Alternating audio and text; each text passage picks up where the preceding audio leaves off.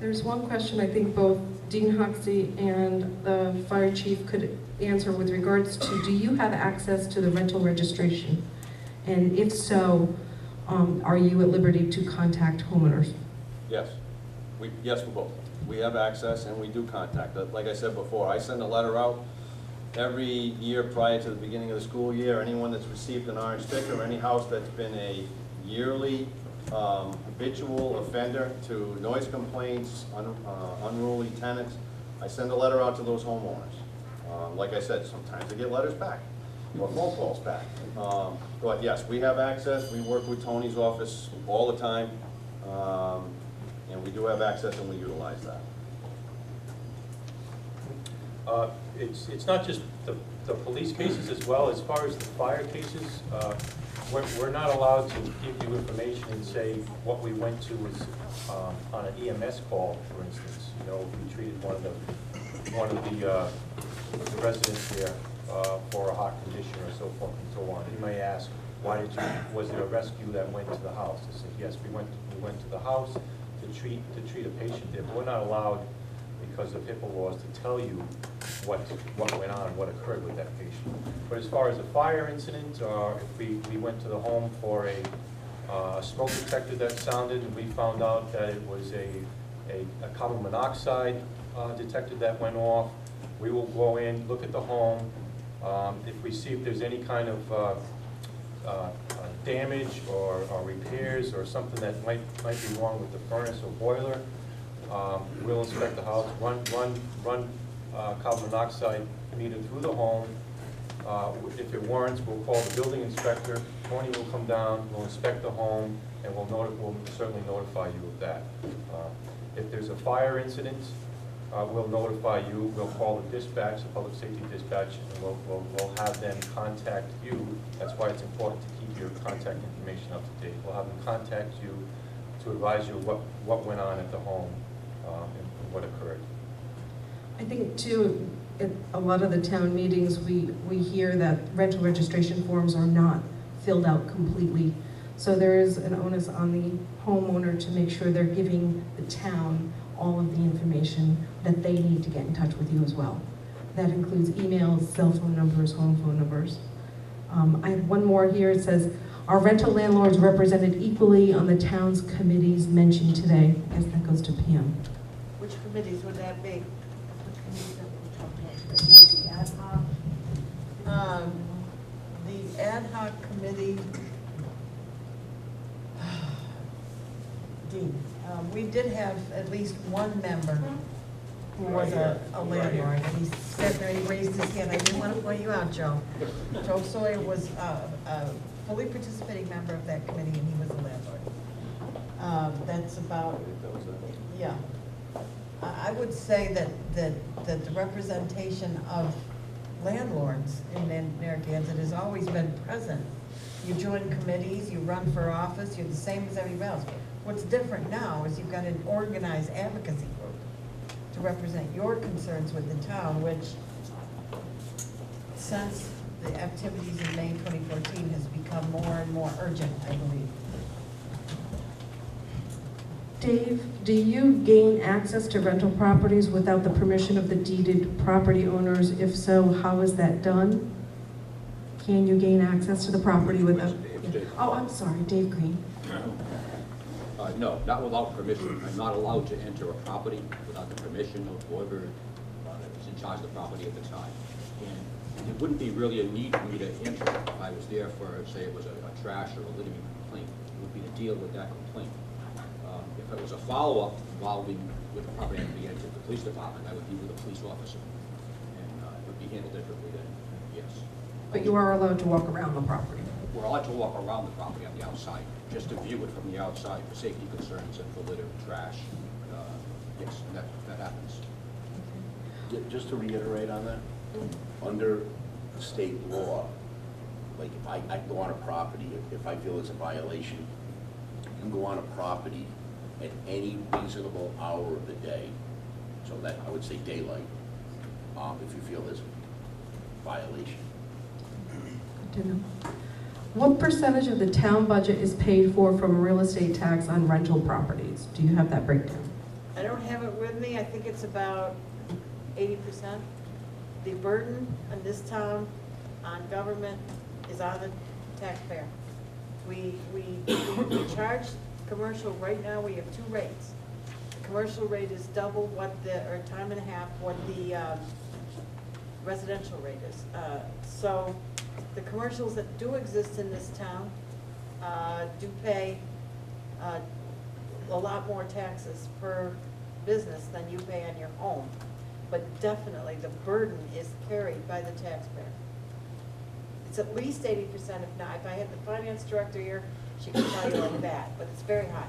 We'll have her at the next seminar. Okay. Does URI allow, Joe, does URI allow consumption of alcohol on campus by students of legal drinking age? And if not, is that under consideration? Students who are legally of age to consume alcohol, if they live in the residence hall, they are allowed a certain number of alcoholic beverages. If it's stated in our student handbook, I believe it's 12 ounce cans of beer in their room. Doesn't mean they can go out into the hallway and consume. They can't walk around campus because they will be cited for public consumption. And then as far as the majority of the events on campus are substance-free events, and the only time where alcohol is permitted, it would be allowed by the president's office. And that would have to be requested by the president's office. Does that answer the question? Yes. Okay. And what are the university's plans regarding more on-campus housing to meet the needs of a growth in the student population? And what are the anticipated growth plans over the next 5 to 10 years? I do not have an answer for that. I could try to find out. I know that we just recently opened a 429-bed residence hall. And so I know that the university is continuing to look at adding residence halls and also advancing some of the halls that are out of date, but I don't have an accurate number for you. Okay. I'd like to take the next few minutes and ask any member of our panel, do any of you have any other comments that you would like to add that may not have been addressed today? Because we cut you short 5 to 10 minutes. Just a couple of things. One of them that was asked of Tony about legalizing bedrooms, and I believe, when Tony, you were talking about houses that are on sewers, right? Yes. Because if they're on a septic system, they have to have the right number of bedrooms approved by the septic system. And the other issue, and maybe the chief can correct me if I'm wrong, but I've had landlords before who have called and their house received the sticker. My understanding is the sticker goes with the house, not the students. So the students that were in there moved out, and the landlord stuck. They didn't want it, so the students can move to another house, have another party, and is that treated as a first offense? I don't think we've ever had that happen. You're absolutely right. The sticker goes to the dwelling, and it's it's 2 set periods of time. So if it's the students come in September, that first day they get a sticker, and yes, we have them. They get it that first day. They might as well get it over with. That stays on until I believe it's May 31st. May 31st. And there is a time period. So now I know a lot of folks have called and said, well, listen, the students have moved out. We're getting ready to do summer rentals. The way the ordinance is written, the sticker must remain on until the end of May 31st. If those kids are evicted from one and they can find somebody else to rent to them in Narragansett, no, the sticker doesn't follow them. Certainly, they'd be in our database, and now they appear at another house. I'm sure Paul is going to be much quicker. If we have a complaint there, they're immediately going to get a sticker there, just because it's an habitual activity on their part. Okay, anyone else on the panel? John? No. Okay. I want to remind everyone that there are handouts in the back of the room that if you came in earlier, you might have missed them from our other presenters that came. There's still food left. Please take that away because we're only going to throw it away. And also, if you have not signed up to be a member, to get our email notifications, etc., please do so in the back of the room. There's a sign-up sheet for anyone who's not officially registered with Narragansett2100. At this time, I'm going to call Ray back and have him close us out. Thank you.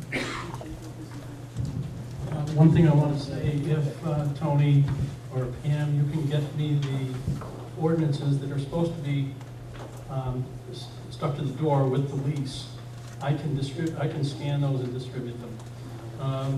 At least to the landlords. There's about 550 that I'm communicating with, which means there's still about 1,600 we're not communicating with.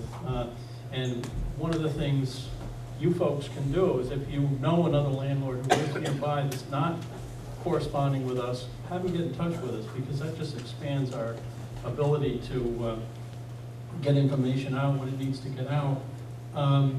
One thing that kind of struck me was there's this narrative I've listened to for years that URI will do nothing to these kids. It's been going on and on and on, and nothing gets done. Last month, we met with Joe and Tom Dugan, and... Dan Green. I'm sorry? It was Dan Green. That was Dan Green. Okay, sorry, I thought it was Tom. I had never met Tom, so, all right. Did he give me Tom's card? I think I got that.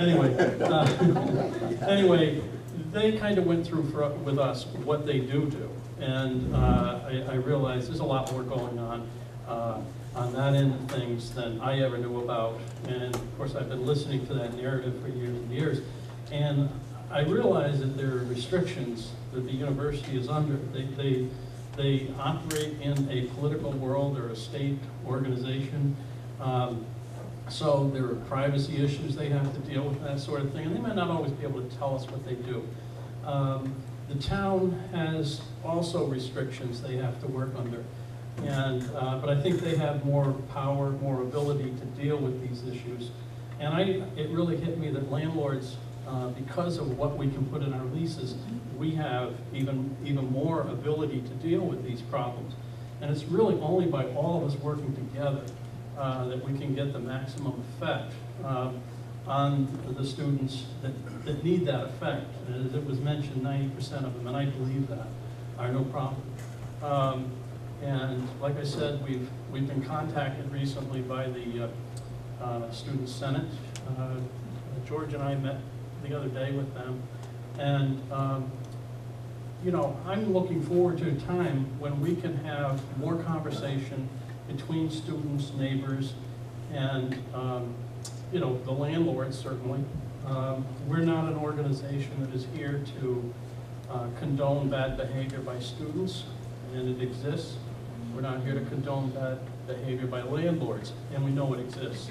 So those issues all have to be addressed, and I think working together, we can accomplish an awful lot more than any of us working separately. So with that, I thank you all for coming. I certainly thank the panel. I give them a hand.